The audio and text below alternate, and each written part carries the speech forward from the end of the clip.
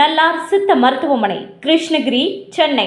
255 அன்னை திருமண சீர்வரிசை பொருட்கள் 1,29,000 மட்டுமே. தமிழகம் முழுவதும் இலவச டோர் டெலிவரியும் உண்டு. உங்கள் Annai stores and furniture, Guduvancheri, Kallakurichi மற்றும் திருவண்ணாமலை. வள்ளுவம் நேயர்களுக்கு வணக்கம். அரசியல் பேசு நிகழ்ச்சிக்கு உங்களை வரவேற்பதில் மகிழ்ச்சி. என்று நம்மோடு இணைந்திருக்கிறார் மூத்த பத்திரிகையாளர் திரு சேகுவரா ஜெய்சங்கர் அவர்கள். சார் வணக்கம். சார் வணக்கம் சார். வணக்கம். எப்படி இருக்கீங்க? நலமா இருக்குமா சார்? இன்று சட்டமன்ற கூட்டத்தொடர் தொடங்கியிருக்கு. எல்லா எம்எல்ஏக்களும் பதவி ஏற்றுட்டு இருக்காங்க. அந்த நேரத்தில் முதல்வரா விஜய், எதிர்க்கட்சி தலைவரா உதயநிதி ஸ்டாலின். எப்படி இருக்கு சார் சட்டமன்ற கூட்டத்தொடர்? நல்லா, இதுதான் சார் கரெக்ட். இது இயற்கையான, இது அப்படியே தொடரும். எப்படி எம்ஜிஆர் கலைஞர் தொடர்ந்தோ அதே தொடரும். இங்கே முழுக்க நான் சொல்கிறது மாநில சுயாட்சி சார். அதுக்கு பங்கம் ஏற்படாத அளவுக்கு நடந்துக்கிட்டாங்கன்னா நமக்கு ஒன்று இது ஆதரிக்கலாம். ஓகே, விஜய் வெர்சஸ் உதயநிதின்றது நம்ம தொடர்ந்து ஆதரிக்கலாம். ஆனால் அதை தாண்டி ஒரு விஷயம் சொல்லணும்னு கேட்டிங்கன்னா, இங்கே தேசிய கட்சிகளுக்கு நீங்கள் வாய்ப்பளிக்கூடாது. நீங்கள் தேசிய கட்சிக்கு நீங்கள் வாய்ப்பளிச்சிங்கன்னா அது முழுக்க ஸ்டேட்டு, அதாவது மாநில நலனுக்கு எதிராக இருக்கும். ஸோ மாநில தன்னாட்சிக்கு கண்டிப்பாக எதிராக இருக்கும். இந்த இடத்துல நம்ம மிஸ் பண்ணக்கூடாது. இங்கே 3 கட்சி இன்றைக்கி அதிமுக இருக்குது. அதிமுக சரிவை நோக்கி இருக்குதா அல்லது வளர்ச்சியை நோக்கி இருக்கா? ஒரு பக்கம் இருக்குது. திமுக வளருமா எதிருமா, அந்த வளர்ச்சி எப்படி இருக்கும் அப்படின்னு நம்ம சொல்ல முடியாது எதிர்காலத்தில். அதே மாதிரி டிவிக்கு இன்றைக்கி இருக்கிறது மைனாரிட்டி கவர்மெண்ட், எதிர்காலத்தில் என்ன இருக்குன்னு சொல்ல முடியாது. ஸோ தேசிய கட்சியில் உள்ள இடமளிக்கக்கூடாது. அதே சமயத்தில் இந்த மாதிரியான விஷயங்கள் நடக்கக்கூடாது. இந்த மாதிரி தமிழை நீங்கள் பின்னாடி தள்ளுறது, அப்போ இது மாநில உரிமையை நீங்கள் விட்டு காவு கொடுத்தீங்கன்னா அது நீங்கள் தேசிய கட்சி என்ன அழுத்தம் இருந்தாலும் சரி. அப்போ இந்த இடத்துல வலிமை சேர்க்கணும்னா இப்போ இப்போ கேள்விப்படுறோம். இந்த நேரம் பேசும்போது முதலமைச்சர் முன்னாள் முதலமைச்சர் சந்திக்கிறதுக்கு முன்னாள் முதலமைச்சர் ஸ்டாலினையும் சந்திக்கிறாரு, முன்னாள் முதலமைச்சர் இபிஎஸ் சந்திக்கிறாரு, நாளைக்கு திரும்ப சந்திக்கிறாரு. அதுதான் எல்லாரையுமே சந்திப்பாரு. சீமான் அவர்களையும் சந்திக்கிறதுக்கான வாய்ப்பு இருக்குது. அதை நம்ம நிச்சயமாக எதிர்பார்க்குறோம். அது கண்டிப்பாக சந்திக்கிறதுக்கு வாய்ப்பு இருக்குது. இது நல்ல அணுகுமுறை. நான் விஜயோட பல அணுகுமுறைகளை நான் விமர்சனம் பண்ணியிருக்கிறேன். இது நல்ல அணுகுமுறை, இது சரியான அணுகுமுறை. எல்லா தலைவரும் சந்திக்கலாம். டாக்டர் ராமதாஸோட சந்திக்கணும், அவர் சமூக நீதி போராளி, அவரை சந்திக்கலாம். அண்ணன் சீமான் அவர்களையும் சந்திக்கணும். இது நல்ல அணுகுமுறை சார். ஆனால் அது நல்ல அணுகுமுறை. இதுக்கு முன்னாடி என்ன யூஸ் அதனால சார்? இது யூஸ்ன்னு நம்ம சொல்ல முடியாது சார். இந்த இடத்துல நான் ஒன்று கேட்டோமா, நீங்கள் இதுதான் சிம்பத்தி கிரியேட் பண்ணுறாங்க. சிம்பத்தி கிரியேட் நீங்கள் அரசியலுக்காக நீங்கள் சொன்னீங்கன்னா, இப்போ நம்ம யாரையுமே சந்திக்கலன்னா நம்ம என்ன சொல்லுவோம்? நீங்கள் ஒரு புதிய முதலமைச்சராக வந்திருக்கிறீங்கன்னா நீங்கள் போய் யாரையுமே சந்திக்காமல் இருக்கிறீங்கன்னா இது வலிமை சேர்க்கறது தானே சார். ஒற்றுமையை காட்டுறதுக்காக கூட இருக்கலாம். அதே சமயத்தில் தேசிய கட்சிகளை நீங்கள் பார்க்கணும். இங்கே ராகுல் காந்தி வந்தபோது சரியாக முகம் கொடுத்து பேசலை விஜய். நான் உற்று நோக்கினேன். ஒருவேளை இது பொதுவான ஆணவமான போக்காக இருக்குமோ அப்படின்னு நான் நினச்சேன். சரியாக முகம் கொடுத்து பேசலை. நீங்கள் பார்த்துருப்பீங்கன்னு நினைக்கிறேன். நீங்கள் கூட ஒரு தடவை போட்டு பாருங்கள். பெருசாக ராகுல் காந்தி அசிங்கப்பட்டு போனதாக தான் நான் பார்க்குறேன். பட் நன்றி சொல்லும் போது அவர் சொன்னார், அது வேறு. நன்றி சொல்லும் போது எல்லாருக்கும் தான் சொன்னார், அது வேறு. பட் ராகுல் அருகருகு உட்கார்ந்த போது கூட பார்த்தீங்கன்னா பெருசாக அவருக்கு முகம் கொடுத்து பேசாததுக்கு காரணம் ஒருவேளை பதவி இருக்கிற இந்த கவர்னர் பக்கத்தில் இருந்தனால கூடலாம் ஒரு பெரிய ஒரு நார்மலாக ஒருத்தர் உட்காந்தா எப்படி இருக்குமோ அப்படிதான் அவங்க பார்த்தேன். பெருசாக பேசுவேன். ராகுல் காந்தி இருந்த அந்த உற்சாகம் விஜய்கிட்ட இல்லை. அது நெருடல் முதல் முறை பதவி இருக்கிறதுனால கூட இருக்கலாம் ஒன்று. அதே சமயத்தில் கேட்டால் நேற்றைய தினம் அவர் ராகுல் காந்தி போனார் இல்லையா, இந்த பதவி ஏற்பு நிகழ்வுக்கு நான் முடிஞ்சு போனச்சு. பட் இருந்தாலும் நான் சொல்கிறேன்னா, இந்த பதவியேற்பு நிகழ்ச்சிக்கே பார்த்தீங்கன்னா ஒரு 2 நாள் தள்ளி வச்சிருந்து கூட பார்த்தீங்கன்னா எல்லாரையுமே அழைச்சிருக்கலாம். முன்னாள் முதலமைச்சர்களே அழைச்சிருக்கலாம், இபிஎஸ், எம்கேஎஸ் 2 பேரும் அழைச்சிருக்கலாம். இன்னும் இருக்கிற எல்லா தலைவரும் அழைச்சி கூட விழாவை இன்னும் கூட கிராண்டாக பண்ணி. ஸ்டாலினை சந்திக்க போகிறது எதுக்காகன்னா, கூட்டணி கட்சிகளை எங்களுக்கு அனுப்பி ஆதரவு தெரிவிச்சதுக்கு நன்றி சொல்ல தான் போறாரு. அது நம்ம சொல்றாங்க. இல்ல, நம்ம சந்திக்க போறது ஆதரவு கேட்டு சந்திக்க இல்ல திருமாவளவனை சந்திக்க இல்ல ஆதரவு கொடுத்ததுக்கு நன்றி சொல்லி இல்ல நான் சொல்றேன். பாருங்க, 2:30 மணிக்கு நிகழ்ச்சி நடக்க போகுது. இப்போ மணிக்கு போச்சுன்னா 2 மணி ஆகுது. நான் இப்போ சொல்றேன், கண்டிப்பா நன்றி தெரிவிக்கிறதுக்காக இருக்காது. ஓகே, வாழ்த்து பெறுவதற்கு இருக்கலாம், வாழ்த்து பெறுவதற்கு கூட இருக்கலாம், வாழ்த்து தெரிவிச்சதுக்கு நன்றி இருக்கலாம். ஆனால் அரசியல் ஆதாயத்துக்காக நன்றி சொல்கிறதா இருக்காது சார். கண்டிப்பாக இருக்கு. அப்படி செய்ய மாட்டாங்க. அது விவரம் அறிஞ்சவங்க அப்படி செய்ய மாட்டாங்க. அது என்ன வேணால் பேசலாம், அது வேறு விஷயம். அது எல்லாமே வெளிப்படையாக தான் தெரிய போகுது, காட்சி பதிவு இருக்க தான் போகுதுன்னு வச்சுங்களேன். ஆனால் பார்த்தீங்கன்னா வாழ்த்து தெரிவித்ததுக்கு நன்றி தெரிவிக்கலாம், நேரில் சென்று நன்றி. இப்போ நான் ஒரே அறிக்கையை விட்டுலாம், அவர் வாழ்த்து தெரிவித்த அத்தனை பேருக்கும் நன்றி அப்படின்னு சொல்லிடலாம். யார் இப்போ முதல்வர் தரப்பில் தெரிவிச்சிடலாம், வாழ்த்து தெரிவித்த அனைவருக்கும் நன்றி அப்படின்னு சொல்லிடலாம். ஆனால் வாழ்த்து தெரிவித்ததுக்கு நன்றி நேரில் தெரிவிக்கிறார். ஓகே, நேரில் அறிக்கை மூலமாக நம்ம நான் நேரில் தெரிவிக்கிறேன்னு சொல்கிறது. இது நல்ல அணுகுமுறை தானே சார் இது? Okay sir. அதே நேரத்தில் சார் பிரச்சாரத்தில் ஒருத்தர் திட்டிக்கிறது போகிறது இது வந்து காலகாலமாக நடக்கிறது. இது ஒருமையில் திட்டிக்கிறது இதெல்லாம் நடக்கிறது தான். சரிங்களா? நீயா நானான்னு போட்டி இதெல்லாம் ஒரு தான். ஆனால் வெற்றி பெற்ற பிறகு ஒரு பதவி அடைஞ்ச பிறகு பார்த்தா இன்றைக்கி எல்லாருக்கும் முதலமைச்சர் அவர் தான். ஓகே. எல்லாருக்கும் முதலமைச்சர் அவர் தானே. அப்படி இருக்கும்போது பார்த்தீங்கன்னா இது வந்து ஒரு மரியாதை நிமித்தமாக சந்திப்பை வந்து நம்ம அரசியல் ஆதாய சந்திப்பாக நம்ம நினைக்கூடாது. Okay sir. இந்த சம்பவம் நடந்து கொண்டே இருக்கிற அந்த நேரத்தில் சிவி சண்முகம் எம்எல்ஏவாக பதவி ஏற்க வரலை. அதே போல் இபிஎஸ் அவர்கள் வரும்போது 5 பேர் தான் ஆதரவு கொடுத்தாங்க. இன்னொருத்தர் பதவி ஏற்கிறப்போ 30 பேர் ஆதரவு கொடுத்தாங்க. அதிமுக 2ஆக உடைந்து இன்றுக்குள்ளே வந்து அது வந்து தாவேக்காவுக்கு ஆதரவுக்கு போக போகிறாங்க அப்படின்னு சொல்கிறாங்க. 8 அமைச்சர் வரைக்கும் பேசியிருக்காங்க. இல்லை, எனக்கு ஒரு விஷயம் நான் சொல்லுவேன் சார். இபிஎஸோட அணுகுமுறை வந்து சரியில்லைன்றது இன்றைக்கி தான் கிடையாது. அவர் கடந்த காலத்தில் இங்கே ஓபிஎஸை விட்டுறக்கூடாது, செங்கோட்டையனை விட்டுறக்கூடாது, வைத்தியலிங்கத்தை விட்டுறக்கூடாது, மனோஜ் கே பாண்டியனை விட்டுறக்கூடாது. இன்னும் நிறைய பேர் இழந்தது உண்மை தானே. அது வந்து ஏன் சசிகலாவே விட்டுறக்கூடாது. ஏன் கடைசியாக வந்து ரொம்ப நெருக்கமாக ஆதரவு இந்த ஜெயக்குமார் கூட பார்த்தீங்கன்னா வந்து வேண்டா வெறுப்பாக தான் இருந்தார். அதான் நோட்டா கிட்ட போயிட்டார். இப்படி நம்ம சொல்ல முடியும். ஆனால் இது வந்து இபிஎஸ் வந்து நான் கேட்டேன் இந்த மாதிரி ஒரு நிலையை உருவாக்கியிருக்கூடாது. அவர் மெல்ல மெல்ல அவருடைய வந்து போர்ப்படையில் இருக்க ஒரு வீரனா நீங்கள் வந்து இழக்கிறீங்கல்ல. நீங்கள் ஒரு படையில் வந்து பார்த்தீங்கன்னா வீரர்களுடைய எண்ணிக்கை ரொம்ப அவசியம் சார். நீங்கள் எல்லாரையுமே நீ போறியா போய்க்கோ, நீ போறியா நீ போய்க்கோ நான் கட்சிக்கு நான் தான் ஒரு சர்வே நோக்கி போயிட்டு இருக்குன்னு. சரிவு கொஞ்சம்லாம் இல்லை, நிறைய சரிவை நோக்கி போயிட்டுருக்கு. ஆனாலும் இது வந்து ஒரு எல்லாரும் வந்து உடன்பட்ட ஒரு தேர்தல், ஒரு முடிவெடுத்து போன தேர்தல். இதில் வெற்றி தோல்வி கிடச்சிருக்குன்னா இந்த தோல்விக்கு நீ தான் காரணம்னு சொல்லிட்டு தள்ளிட்டு போக முடியாதுல்ல. ஓகே. ஒரு சட்டமன்ற உறுப்பினருடைய வந்து வாக்கு எண்ணிக்கை பார்த்தா கூட சிவி சண்முகத்தோட பார்த்தீங்கன்னா எடப்பாடி தொகுதியில் வந்து அதிகமான வாக்குகளை பெற்றிருக்கிறாரு எடப்பாடி பழனிசாமி. அப்போது தோல்வி அடைஞ்ச பிறகு வந்து பழி சுமத்துறதுன்னு இருப்பார். அது ஒரு ரொம்ப கேவலமான விஷயம் தம்பி. தோத்துட்ட பிறகு இதுக்கு நீ தான் காரணம்னு சொல்கிறது இருக்கு பாருங்க. அது ரொம்ப ரொம்ப நீங்கள் முன்னாடியே வியூகம் அமைக்கும் போதே நீங்கள் கருத்து தெரிவிக்கணும். இப்படி செய்யுங்க அப்படி செய்யுங்கன்னு சொல்லிடலாம். அது வேற. தோற்றுட்ட பிறகு அது கேட்டால் உடன்பட்டுட்டீங்க நீங்கள். ஓகே. இந்த அணுகுமுறைக்கு நீங்கள் தேர்தல் முடிவுக்கோ அணுகுமுறைக்கு நீங்கள் வந்து உடன்பட்டீங்க. இப்போ தோல்வி கண்ட பிறகு நீங்கள் சொல்ல தப்பு. எடப்பாடி பழனிசாமி எங்கே தப்பு பண்ணார்? பிஜேபியோட அலைன்ஸ் வச்சது முதல் தப்பு. அந்த தப்பு பண்ணார் இல்லையா? அதில் வந்து உண்மை தானே. ஏன்னா இப்போ பிஜேபி பார்த்தீங்கன்னா அந்த வெற்றிலேயே பிஜேபி படுபாதாளத்தில் போயிருக்கு. ஓகே. 27 சீட்டில் 1 சீட்டு வந்திருக்கு, மீதி எல்லாம் போயிடுச்சு. சரிங்களா? அப்போது இந்த இடத்துல வந்து பார்த்தீங்கன்னா மக்கள் விரும்பலை, பிஜேபியோட கூட்டணியில் மக்கள் விரும்பலை. அப்போ இத்தனை எம்எல்ஏக்கள் வந்திருக்கிறாங்க, ஒரு 47 எம்எல்ஏக்கள் வந்திருக்கிறாங்கன்னா இது வந்து இந்த நேரத்தில் சிவி சண்முகம் வந்து விலகிறதுன்றது தப்பு. இப்போ வந்து கப்பல் மூழ்கிற இடத்துல இருக்குன்னா நீங்கள் வந்து நீ என்ன செய்யணும்? தப்பிச்சு ஓடக்கூடாதுல்ல. டைட்டானிக்கில் என்ன நடக்கிறாங்க என்ன உங்களுக்கு தெரியும். கப்பலில் இருக்க மேனேஜருக்கு கேப்டன் கடைசியாக என்ன சார், கேப்டன் போக மாட்டார் கடைசி வரைக்கும். கூட இருக்க அத்தனை பேரும் ஓடி போயிடுவான். உங்களுக்கு தெரியும் நினைக்கிறேன். பல பேர் ஓடி போயிடுவான், விதவிதமாக ஓடுவான். அந்த படம் ஃபுல்லாக பார்த்தீங்கன்னா தெரியும். ஆனால் அந்த கேப்டன் இப்போ வந்து கிட்டத்தட்ட டைட்டானிக் கப்பலில் வந்து கேப்டன் மாதிரி தான் இருக்கிறாரு. ஓகே. யாரு? எடப்பாடி. அப்போ நீங்கள் இருக்கிறவங்களாம் நீங்கள் வந்து பார்த்தீங்கன்னா முதல்ல குத்திட்டு ஓடுறீங்க. இப்போ நான் கேட்குறேன், இந்த எலெக்ஷன் நேரத்தில் வந்து பார்த்தீங்கன்னா நீங்கள் வந்து நயன்தாரா கனவை பற்றி பேசுறது யாரு? CV Shanmugam sir. தப்பு இல்லையா அது? அதுக்கு வந்து சமாளிச்சார்ல. அந்த நேரத்தில் நீங்கள் பேசக்கூடாது சார். ஒரு பெரிய பின்னாடி சார் அதை கூட மட்டும் இல்லை சார். மு.க. ஸ்டாலின் எத்தனை முறை ஒருமையில பேசியிருப்பார் சார். நீங்கள் சொல்லுங்கள் சார். நீங்கள் அவர் சகிச்சுன்னு போயிட்டார். எங்கள் ஒரு வார்த்தை விஜய் பேச சொல்லுங்க சும்மாடி எப்படி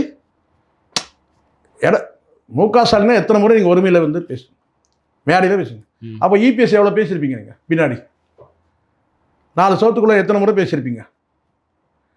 கொஞ்சம் அந்த நக்கல் திமிர்த்தனமான பேச்செல்லாம் இருக்குது.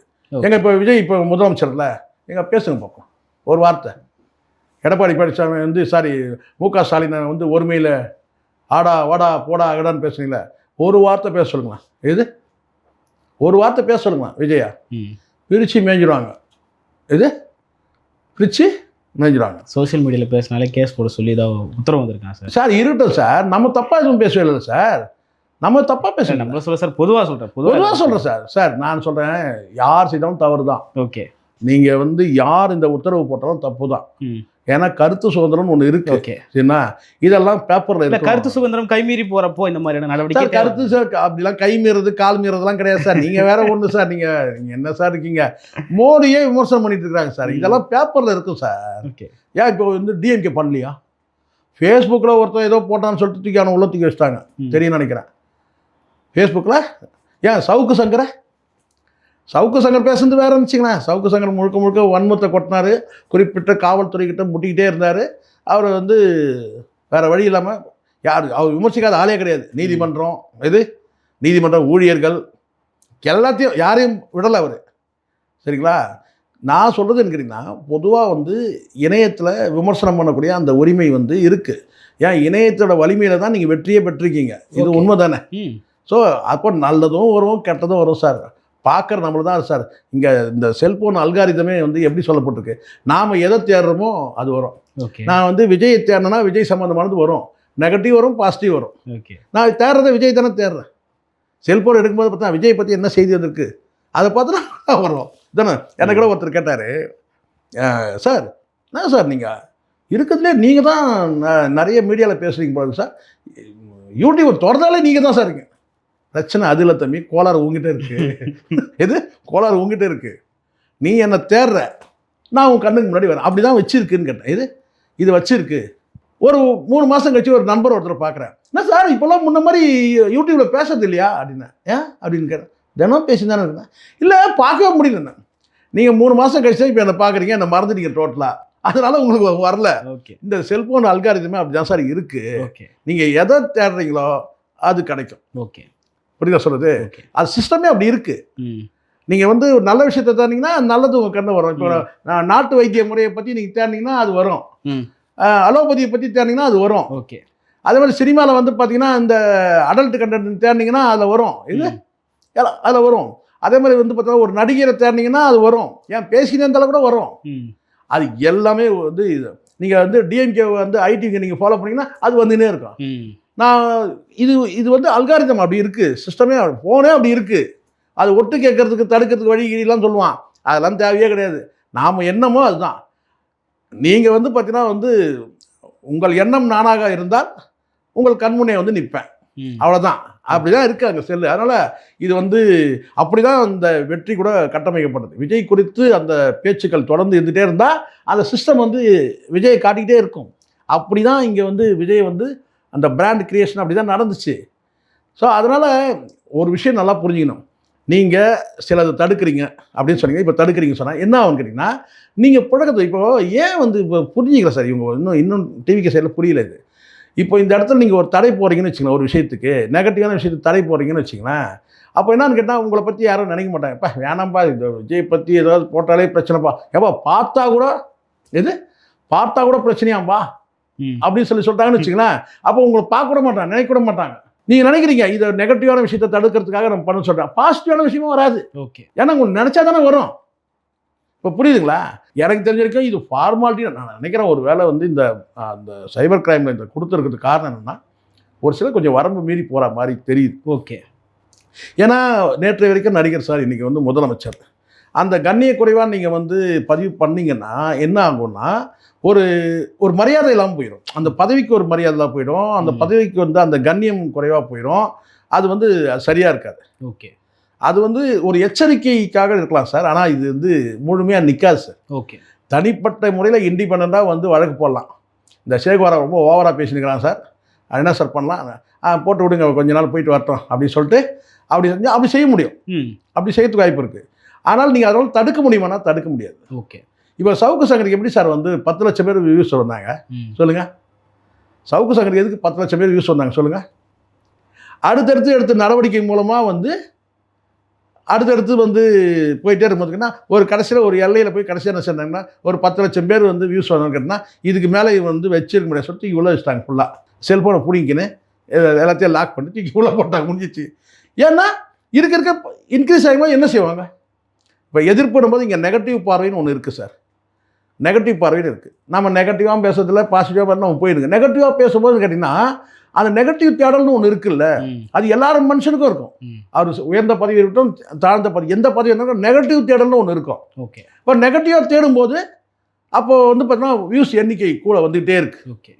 அது பத்தாத்துக்கு கூட வந்து மாலதி கீழத்தியெல்லாம் போட்டு கொஞ்சம் உட்காந்து வந்து ஒரு மசாலா காம்போவை தரும்போது பார்வையாளர் அதிகமாகிடும். அப்போ தூக்கி லாக் பண்ணுங்க. அப்படி தான் இது நடக்கும். இது ஒரு வகையில் இது தான் தவறுன்னு சொல்ல மாட்டேன். கருத்து சுதந்திரம் தேவை தான். பட் கொஞ்சம் கண்ட்ரோல் பண்ணுறதுக்காக கூட இந்த அறிக்கை விட்டுருக்கலாம். ஒரு சிலர் ரொம்ப வந்து எல்லை மீறி ஆபாசமாக அருவருக்கு தகுந்த வார்த்தைகள் போட்டு பண்ணாங்கன்னா அப்போ அவங்கள எப்படி கண்ட்ரோல் பண்ணுறது? இப்போ இயல்பாக தெரியும்பா நேற்று வரைக்கும் நடிகருங்க, இன்றைக்கி முதலமைச்சருங்க, கொஞ்சம் கண்ணியமாக போடணுங்க. இப்போ ஒருத்தன் பேசலாம், ஒரு கேள்வி கேட்டாங்கன்னா அந்த கேள்விக்கு பதில் சொல்லாமல் பல்லு இருக்கிறவங்க பகோடா சாப்பிட்றன்ற அந்த அர்த்தம் என்ன ஆகுது நீங்களே சொல்லுங்கள். அது அர்த்தம் தப்பாகிடுதுல்ல. பல்லு இருக்கிறவங்க பகோடா சாப்பிட்ற எனக்கு கூட தான் கேட்டாங்க, சார் த்ரீஷா வந்து நிகழ்ச்சிக்கு பங்கேற்றாங்களா, அதை பற்றி நான் கேட்டேன். எனக்கு அதை பற்றி கவலை இல்லைங்க. விஜயோட அற்புதமான அருமையான தருணம் இது. அற்புதமான வாழ்க்கையில் வந்து மறக்க முடியாத தருணம். இந்த தருணத்தில் வந்து பார்த்தீங்கன்னா வந்து பிள்ளைகளும் வந்து மனைவியும் பக்கத்தில் இருந்தால் நல்லா இருந்திருக்கும். எனக்கு அதுதான் தோணுச்சு. என் எண்ணம் எப்படியோ என்னுடைய பார்வை எப்படி. ஓகே. நாங்கள் வந்து த்ரீஷா வந்தாங்களா, வந்து மற்ற நடிகைக்கு யாரெல்லாம் வந்தாங்க, இவர் வந்தாரா, சின்ன தளபதி வந்தாரா, சின்ன சங்கீதா வந்தாங்களா, அதை நான் பார்க்குறேன். எனக்கு விஜயோட ஃபேமிலியோட இருக்கணுன்றதா எண்ணம் எனக்கு. ஓகே. நான் ட்விட்டர்லேயே நான் போட்டிருக்கிறேன். ஓகே. ரெண்டுமே போட்டிருக்கேன் ட்விட்டரில். எது நீக்கம் போடுறதோ நீக்கலாம் தாராளமாக ட்விட்டரில். ஏன்னு கேட்டிங்கன்னா ரெண்டுமே போட்டுறேன். ஒரு 2 நாளைக்கு முன்னாடி ஒன்று வந்து பெஸ்ட் மூமெண்ட்டு, இது அற்புதமான தருணம், இதில் இந்த நேரத்தில் வந்து பிள்ளைகளை வந்து மிஸ் பண்ணுறாரு, பிள்ளையும் மனைவியும் மிஸ் பண்ணுறாரு விஜய்னு போட்டேன். படத்தை போட்டேன், ட்விட்டரில் தான் போட்டேன். அடுத்து நான் வந்து பார்த்தீங்கன்னா விஜய் ஜெயிச்ச பிறகு வந்து கேட்டினா வந்து இவிஎம் மிஷினை போட்டால் அதுக்கு மாலை போடுற மாதிரி போட்டேன். ட்விட்டரில் போட்டு தான் வச்சுருக்கிறேன். ட்விட்டரில் முடக்கலாம். ஆனால் என் கருத்தை நான் சொல்லியிருக்கிறேன். ஓகே. என் கருத்து ரெண்டுமே என் கருத்து. ஓகே. இது பார்க்குறவங்க பார்வையை பொறுத்து இருக்குது சார், அவங்களுடைய செயல்பாடை பொறுத்து இருக்குது. ஆனால் ஆபாசமாக அருவருக்கு தகுந்த மாதிரி செய்திகளை போகிறது நல்லதில்லை. இது வந்து இதை கண்ட்ரோல் பண்ணணும் தான். இப்போது ஜெயலலிதா அம்மா இருந்தபோது டாஸ்மாக் குறித்து பேசும்போது அந்த மாதிரி இப்படி கை காமிச்சு பேசுகிற மாதிரி இடத்துல அது கையில் பாட்டில் வச்சுட்டாங்க. அதை கண்ட்ரோல் பண்ணல. யார் பண்ணியிருப்பாங்க உங்களுக்கு தெரியும். இது ஆப்போசிட் பார்ட்டி தானே அது பண்ணுவாங்க. ஏடிஎம்கே எவனாவது பண்ணாங்க. அப்போ இந்த மாதிரி கை வைக்கும் போது இப்படி இருந்துச்சு. இப்போ விஜயோட பழைய படம் எடுத்து கூட வந்து பார்த்தீங்கன்னா நீங்கள் வந்து போடலாம் இல்லையா. அந்த மாதிரி இப்போ டாஸ்மாக் போடலைங்கன்னு சொல்லிட்டு விஜயோட பழைய படத்தை எடுத்து அவர் வந்து ஒரு படத்தில் வந்து குடிக்கிற மாதிரி ஒரு காட்சி இருக்குது, அதை போட்டிங்கன்னா அப்போ கண்ட்ரோல் பண்ணணுன்றது கரெக்ட் தானே. நம்ம எடுத்ததுமே கருத்து சுதந்திரம் வந்து எதிரானது அப்படின்னு சொல்ல மாட்டேன். கருத்து சுதந்திரம் வந்து பார்த்திங்கன்னா வந்து ஒருபோதும் வந்து தடுக்க முடியாது. அதுக்கு தடுத்தா பெரிய புரட்சி அடிக்கும். ஓகே. இப்போ அதனால் பல இடங்களில் யாருக்கு எவ்வளோக்கு நீங்கள் மக்களுடைய கருத்துக்கள் வெளியே வராமல் நீங்கள் தடுக்க நினைக்கிறீங்களோ அது இப்போ இந்த டிஎம்கே கூட ஏன் இந்த தோல்வி எதனால்? ஏன்னா ஒரு டைமில் அவங்களே வந்து தடுத்தாங்க, எங்களுக்கு எதிராக நீங்கள் வந்து போனீங்களான்னு. அது தடுத்ததோட விளைவு என்னன்னு கேட்டிங்கன்னா நெகட்டிவான கருத்து வந்தால் உடனே தூக்கிவிடும். அப்போ என்ன அது கேட்டால் ஃபாலோ பண்ண மாட்டாங்க.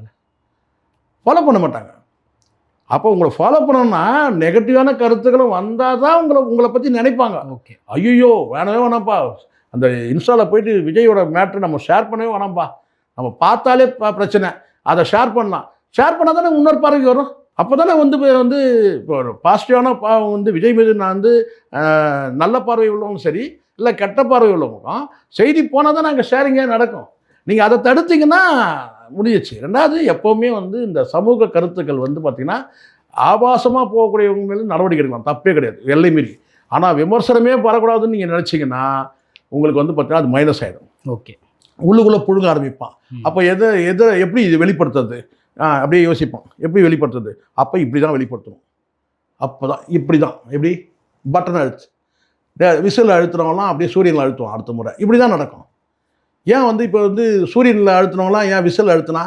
இவங்களும் அந்த வேலையை செஞ்சாங்க. சமூக வலைதளத்தில் யாரும் எங்களை பற்றி நெகட்டிவெல்லாம் பேசக்கூடாது, ஆஹா ஓஹோன்னு பாராட்டணும், அதை மட்டும் செய்யுங்கன்னாங்க. அதை மொத்தமாக பாராட்டிட்டாங்க, அவ்வளோதான். ஓகே. ஓகே சார், பல்வேறு கருத்துக்களை பகிர்ந்து கொண்டீங்க. மற்றும் ஒரு கான்டென்ட். நன்றி சார். நன்றி சார்.